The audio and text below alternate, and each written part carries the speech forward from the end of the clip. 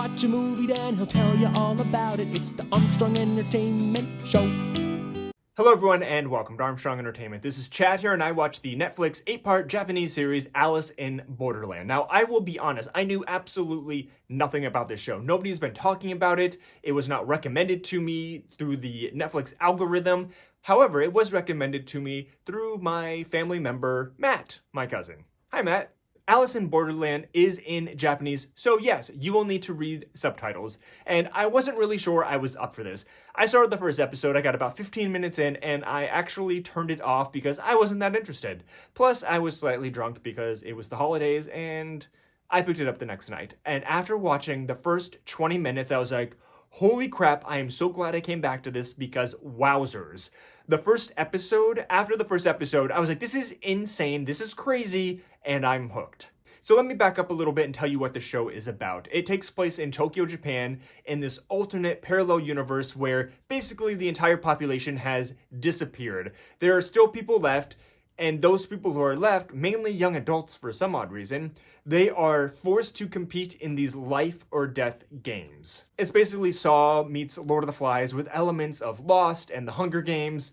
Basically, people are just getting slaughtered left and right. Now, the first 4 episodes I absolutely loved. A+, 100%. The first 4, I wish the series almost would have just ended with those because that was it. That's all I needed to see. I could have walked away. However, there are 8 episodes total, and episodes 5 through 8 kind of go through this ridiculous storyline, which I wasn't as interested in.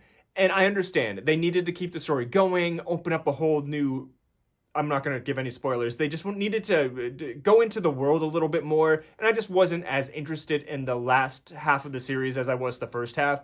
I understand why they did it, but, you know, it could have ended on episode 4 and I would have been thrilled. Now, this series is super, super violent, and I'm not sure in today's world this is something everybody should be watching because it's heavy, it's dark, if you're not wanting to see young adults be blown to bits and murdered and executed and dying left and right, then maybe you're not ready for this. If that does not sound interesting to you, or if you feel like you might get triggered by seeing those images, it's graphic. It is very graphic, and I would not suggest watching this. However, if you are inhuman like me and have no emotion or relation to human suffering, then watch it, like I did.